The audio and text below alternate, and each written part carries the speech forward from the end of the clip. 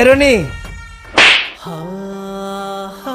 ওই ফকিন্নির বাচ্চা, তোর এত বড় সাহস, তুই স্যারকে নাম ধরে ডাকিস? তুই চিনিস উনি কে? হ্যাঁ ম্যাডাম চিনি তো, ও তো আমার ছোটবেলার বন্ধু।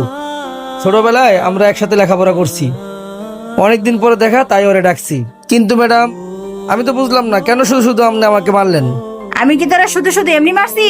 তুই যে কোম্পানিতে চাকরি করিস, তুই কি জানোস উনি সেই কোম্পানির ওনার? আচ্ছা ঠিক আছে, এই আসো। স্যার দেখেন এ বেয়াদবটা কি বলে, উনি নাকি আপনার ছোটবেলার বন্ধু। তুই শাহ আলম না? হ বন্ধু। তুই এখানে সিকিউরিটির চাকরি করতেছস কিসের জন্য? বন্ধু তোর কি বলবো দুঃখের কথা, তুই তো জানোস আমি ব্রিলিয়ান্ট ছাত্র ছিলাম। অনেক জায়গায় চাকরির জন্য অ্যাপ্লাই করছি, কিন্তু কোনো জায়গায় চাকরি হচ্ছিল না। অভাবের সংসার, তাই বাধ্য হয়ে এখানে সিকিউরিটি পোস্ট খালি ছিল, তাই আসলাম।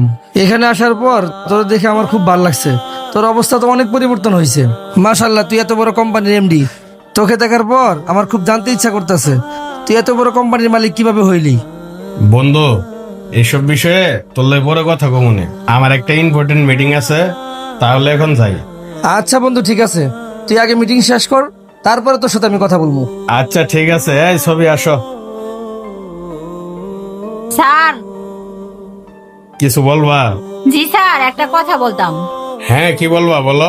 স্যার, অফিসের সামান্য একটা দারোয়ান আপনার নাম ধরে ডাকলো, আপনাকে বন্ধু বলে পরিচয় দিল, এটা শুনে মানুষ সবাই হাসাহাসি করবো স্যার। আর এমন যদি চলতে থাকে তাহলে আপনার মান সম্মান থাকবে না স্যার। এরপর থেকে আপনাকে কেউ সম্মানই করবে না।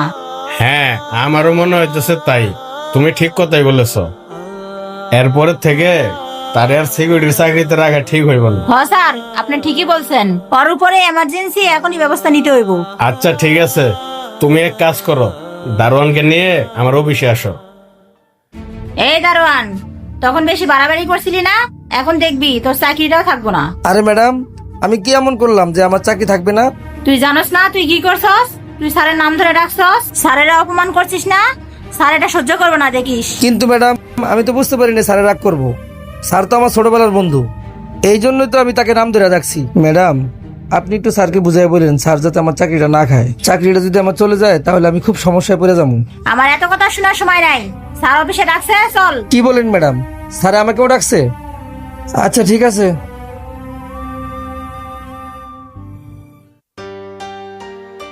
স্যার, সিকিউরিটি আসছে। দেখ শাহ আলম, তুই আমার ছোটবেলার বন্ধু ঠিক আছে, কিন্তু এখন পরিস্থিতি ভিন্ন। তুই আমার এখানে দারোয়ানের চাকরি করস, অনেক মানুষের সাথে আমি চলাফেরা করি, সবকিছু আমার মেনটেন করানো লাগে। কিন্তু আমি চিন্তা করতেছি তুই আমার ছোটবেলার বন্ধু, তুই যদি আমার কোম্পানিতে সিকিউরিটির চাকরি করস এটা তেমন ভালো দেখায় না। তাই আমি চিন্তা ভাবনা করছি এই সিকিউরিটির চাকরিতে তোরে আমি রাখতে চাচ্ছি না। স্যার আমার বাবা অনেক অসুস্থ, আমার বাবার পিছনে প্রতি মাসে অনেক টাকা খরচ হয়ে যায়। তাছাড়া আমার ছোট একটা বাচ্চা আছে লেখাপড়া করে। স্যার আমার মেয়ের পিছনে প্রতি মাসে অনেক টাকা খরচ হয়। তাছাড়া বাসা ভাড়া, খাওয়ার খরচ। আমার আসলে চাকরিটা চলে গেলে অনেক সমস্যা পড়ে যাবো। এই মুহূর্তে যদি আমার চাকরিটা চলে যায় তাহলে আমার বাবার চিকিৎসা করাতে পারবো না, আমার মেয়ের লেখাপড়ার খরচও চালাতে পারবো না। বাড়িতে সবাই আমার মুখের দিকে চায় আছে। এই মুহূর্তে যদি আমার চাকরিটা চলে যায় সবকিছুই আমার এই চাকরির উপর নির্ভর করে।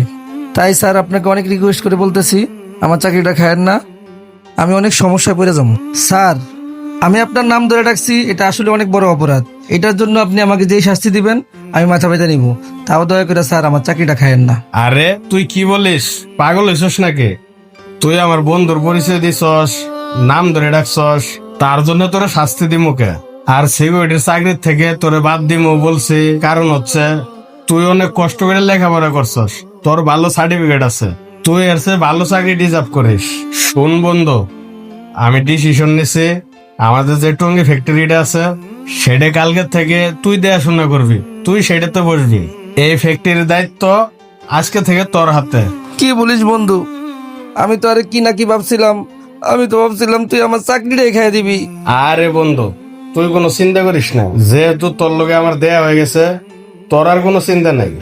আর ম্যানেজার সাহেব, তার দারোয়ানের বেতন আছে 8,000 টাকা, আপনি সামনে মাস থেকেই তার বেতন 50,000 টাকা করে দিবেন। বন্ধু তুই এক কাজ কর, আমার চেয়ারে বস। স্যার কি বলতেছেন আপনি? আরে কিসের স্যার, তুই আমার বন্ধু না, বস। হ্যালো বন্ধুরা, আমাদের ভিডিওটি কেমন হলো অবশ্যই একটা কমেন্ট করে জানাবেন। আর এরকম নতুন নতুন ভিডিও পেতে হলে পেজটি ফলো দিয়ে রাখবেন। ধন্যবাদ।